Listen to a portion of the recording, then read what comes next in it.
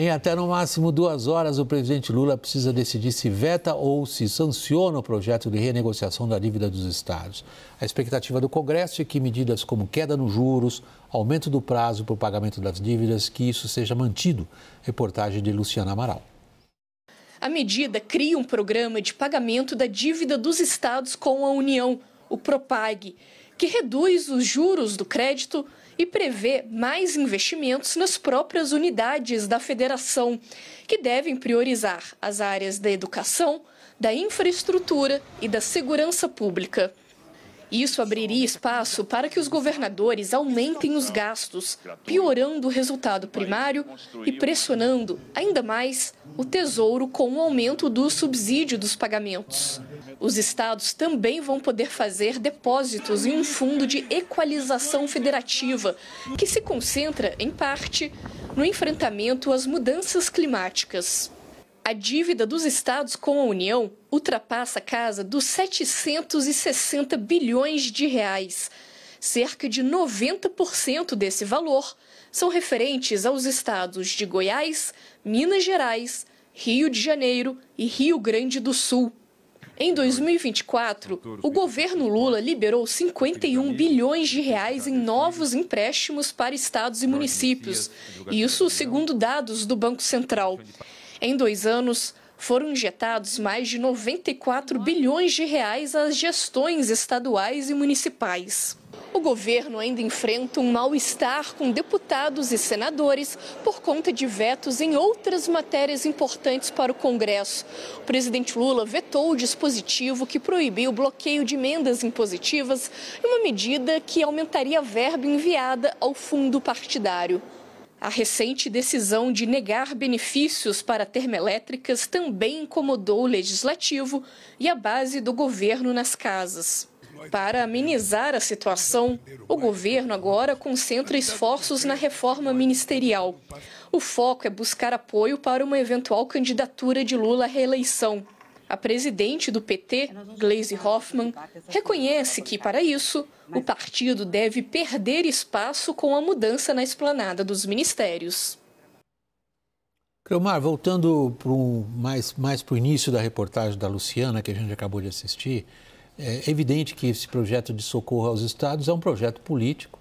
Boa parte dele foi gestado dentro do Congresso Nacional. Há um interesse, sobretudo, no Senado, que tem uma ligação muito forte com os governos estaduais. Agora, qual é a natureza desse projeto político?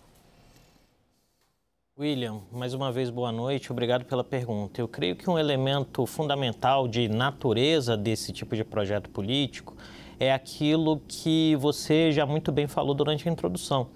É uma lógica que se estabelece na tomada de decisão política na história da Nova República, ao menos desde os anos 90 ali, quando se fez o primeiro esforço de reorganização das dívidas dos estados, que é o famoso empurrar o engarrafamento mais adiante. Fazendo uma alegoria aqui é dizer, você tem uma via, essa via precisa de um viaduto, de um alargamento de faixa, mas não se pensa a lógica do transporte ou do trânsito nessa cidade como um todo. E quando a gente traz isso para o sistema político brasileiro, o que nós temos se tem uma lógica em que o Estado brasileiro em âmbito federal, mas também em âmbito subnacional, com exceções, né? O projeto mostra isso e a reportagem mostra isso, gasta ainda muito mal. Gasta mal, gasta errado, em algum sentido desperdiça o dinheiro do contribuinte e o sistema político não consegue fazer uma lógica de reversão ou de reinvenção da forma como esse recurso público é gasto cotidianamente, gerando aí essa lógica que a gente vê hoje, que é um eterno reiniciar. Se faz uma 7ª reorganização da dívida, mas já de olho na 8ª e depois da 8ª, muito provavelmente a gente vai estar de olho na 9ª e assim a nave vai sendo conduzida. Thaís, eu vou trazer para você logo mais as perguntas sobre os aspectos mais específicos. Eu queria ainda ficar um pouco na esfera política mais abrangente, que é essa que o Cleomar acabou de abordar, e passar a palavra a você, Daniel. A gente faz a 7º socorro já pensando no 8º? Certamente, William, porque a essência desse projeto é trocar os juros que os estados estão pagando. Hoje se paga IPCA mais 4%, que é o juro real, por IPCA, e você tem várias combinações possíveis, mais 0 ou 2%, quer dizer, você corta pelo menos a metade do juro real que você está pagando, se você é o Estado, e troca o pagamento dos juros por mais gastos. E isso é, digamos, um dos problemas essenciais desse projeto. Não nos 7 socorros anteriores, mas você teve casos em alguns desses socorros em que você fomentava, de alguma maneira, um ajuste mais estrutural das despesas dos estados endividados. Como? Proibindo reajustes salariais, proibindo realização de concursos públicos, obrigando os estados a seguirem a reforma do regime previdenciário que foi feita pela União em 2019. Isso eram contrapartidas para você se beneficiar. Agora, como que o estado tem que... o que ele tem que fazer para se beneficiar? Ele tem que investir mais, ou seja, ele deixa de pagar os juros, a União assume essa conta. Isso significa, nos cálculos do BTG, que fez um estudo recentemente, até 580 bilhões de reais em 30 anos. E o que faz o Estado?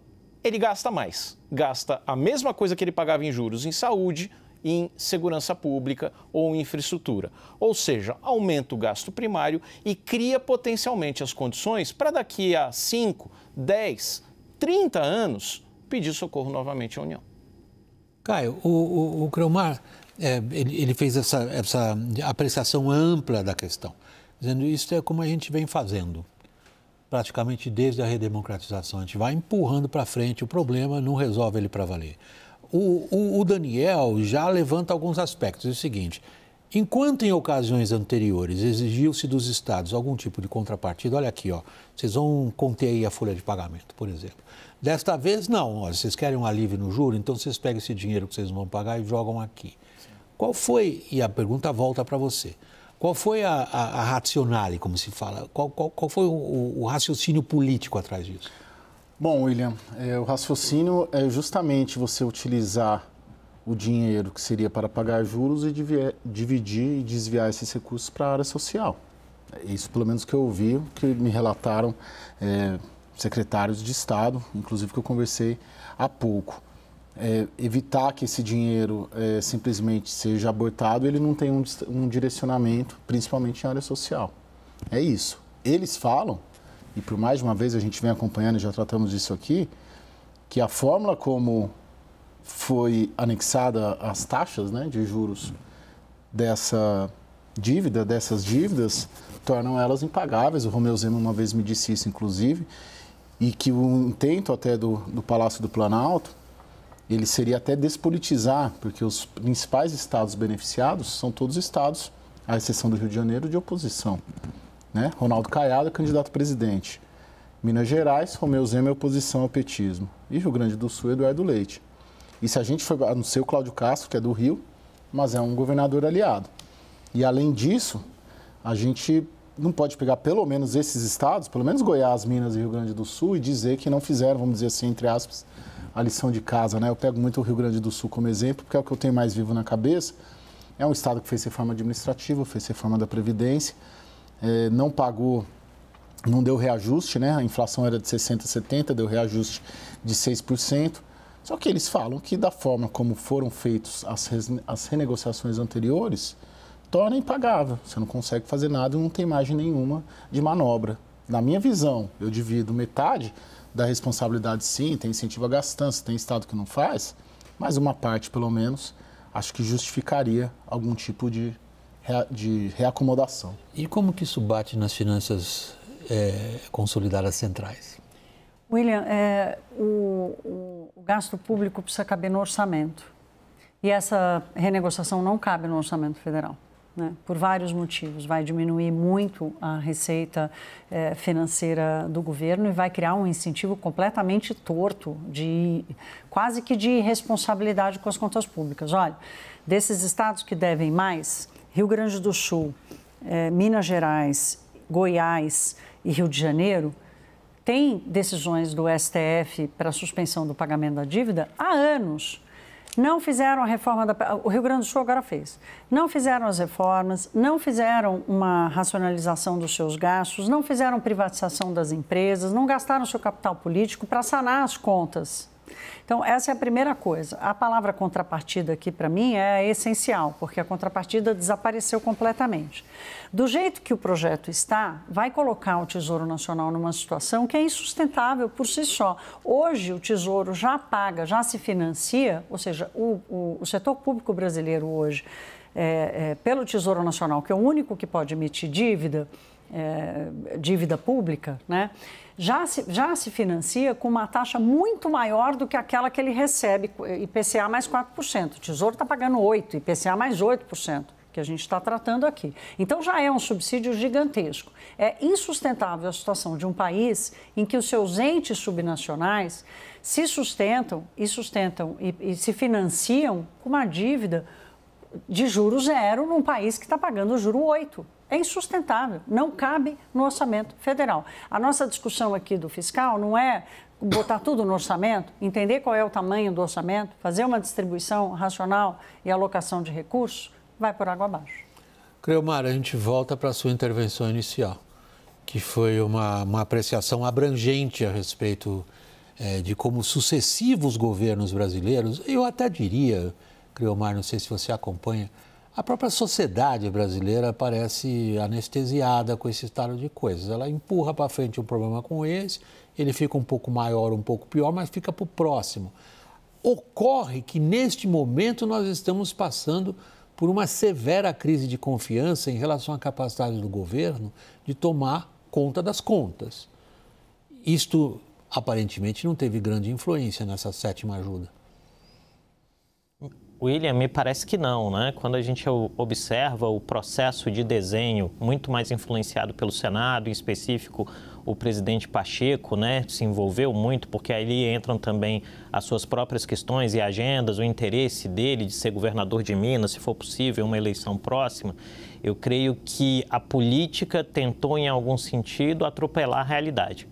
E o problema, e aqui eu vou me aproveitar dessa explicação bastante consistente que a Thaís fez, a realidade é um muro intransponível, né? Dinheiro não dá em árvore e mesmo o governo federal podendo normalmente emitir papel moeda, quando isso é feito, isso não resolve a crise, só a aprofunda.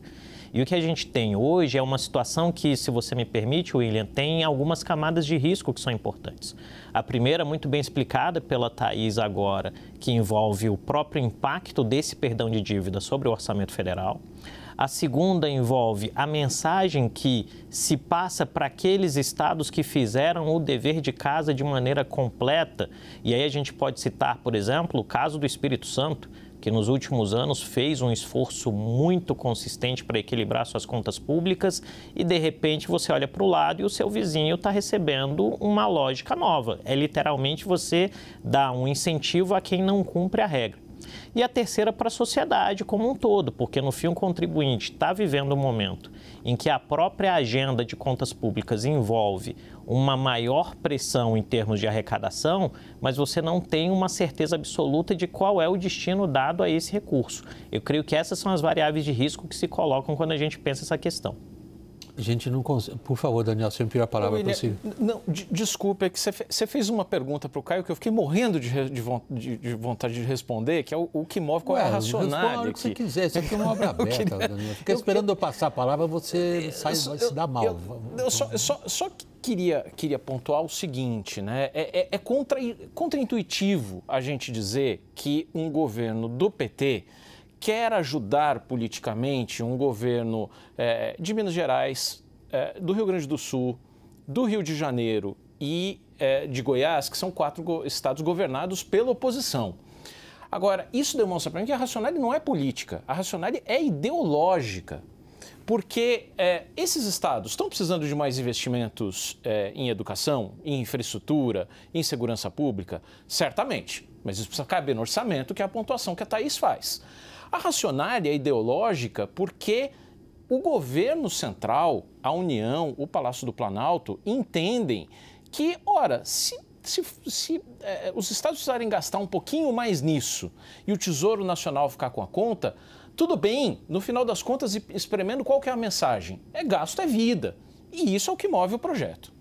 Tem uma coisa aqui da responsabilidade, William. Essa pegada é forte. Não, da responsabilidade pelo seguinte, né? Porque muitos governadores dizem assim, mas eu já cheguei e peguei assim, amigão, você se candidatou a governador, você já sabia o tamanho do problema, você não tem como apagar o problema. Você vai pegar os estados, especialmente esses grandes, que tinham bancos públicos grandes e que, portanto, saiu emitindo dívida doidado, deixaram essa herança, é uma herança do estado, sim, e o governador que chega tem a obrigação de lidar com isso, né? Então, o que o Creomar está contando aqui, de estados que pegaram situações também precárias e fizeram a lição de casa e conseguiram consertar a lição de casa, Rio de Janeiro, que recebeu royalties gigantesco por causa do petróleo e logo depois disso viveu uma situação em que não pagava aposentadoria, não pagava salário. Então, assim, precisa ter muito cuidado, porque, assim, a pauta da capacidade de pagar, de financiar e de dar conta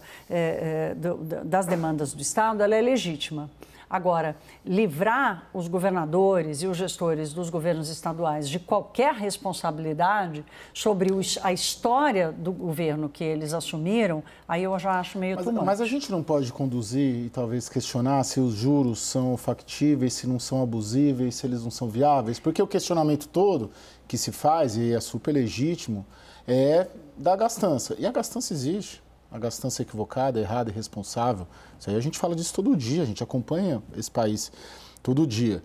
Agora, por outro lado, não pode ter tido também outras medidas abusivas por parte de quem impõe a taxa a ser paga, porque, pelo que eu entendo, é a Lei Complementar de 2015 que fez uma girada ali, e é o Tesouro Nacional que, em vez de compreender que o que estava na lei, que era a menor taxa possível, se era IPCA mais 4, agora... IPCA mais 6, IPCA mais 6. Acabou por decreto, e o que eu entendo é que esse projeto, ele derruba o decreto de 2015 do governo Dilma.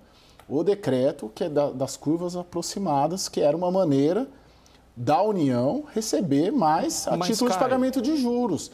Esse é o questionamento que a gente questiona, poxa, gastam mal. Agora também, na hora de fazer uma negociação, não é também uma taxa... Tudo uma bem. Eu estou questionando, não estou cravando. Mas, Caio... Muito melhor do que eu esperava. Não, mas você pode perfeitamente dizer o seguinte aqui, ô governador, amigão, é o seguinte, realmente você não tem como pagar IPCA mais 4 aqui, vamos chegar num acordo?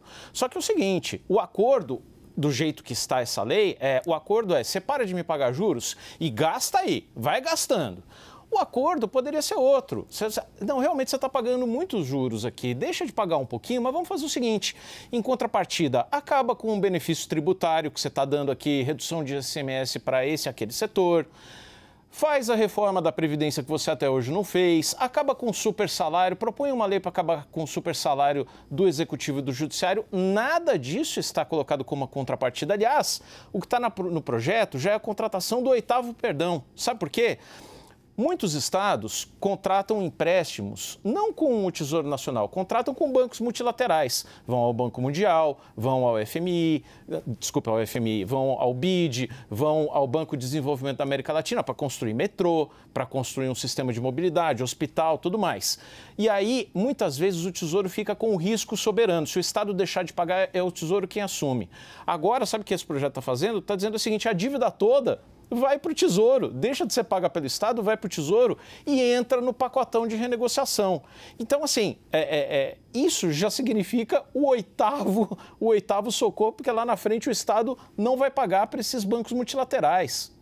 Já não paga, né? Rapidamente aqui, Daniel, a conta de 2024 até novembro, quase 10 bilhões de reais que o Tesouro já bancou de empréstimos que os estados fizeram com organismos multilaterais e não pagaram, porque a garantia é do Tesouro Nacional. Então, é uma condição de pai para filho, né?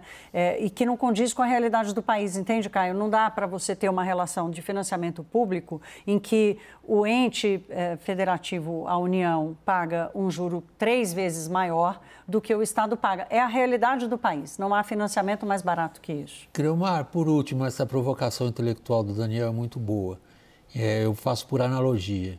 O governo da União não quer ser o FMI dos estados, porque o FMI sempre cobrou dos países que recebiam créditos contrapartidas consideradas inexequíveis. Na verdade, esse governo está tentando ensinar como é que se faz. olha, em vez de pagar juros, construa um hospital.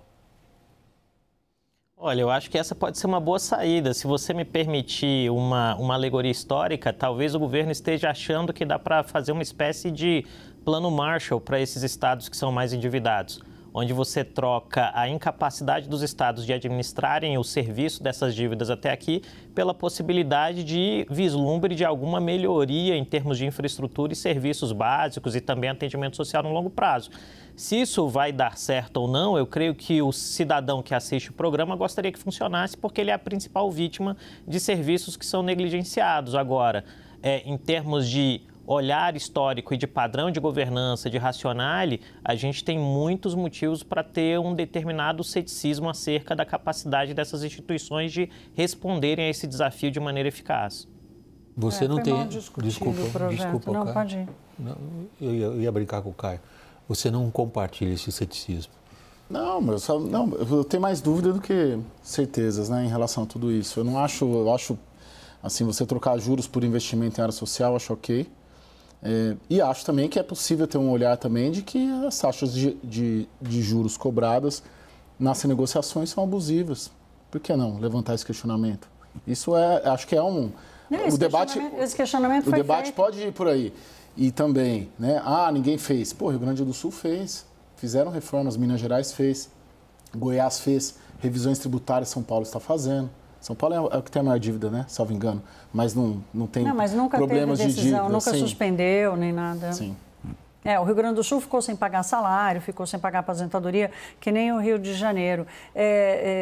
Essa coisa do custo da dívida é uma discussão, era bem maior, virou IPCA mais 6 ou Selic o que for menor, depois passou para IPCA mais 4 ou Selic o que for menor e agora vai chegar a 0, né? Que é uma situação que não existe. Eu li errado, eu entendi. Entre 0 a 2, dependendo do investimento. Olha, economistas que a gente recebe muito aqui, que acompanham isso de perto, que entendem das finanças dos estados, né, estão vendo esse projeto como o pior projeto que já apareceu para discutir o endividamento dos estados. Há problemas e é necessário haver soluções, mas a responsabilidade tem que ser dividida. Precisa ter meta, precisa ter contrapartida, precisa ter entrega. Isso nunca aconteceu.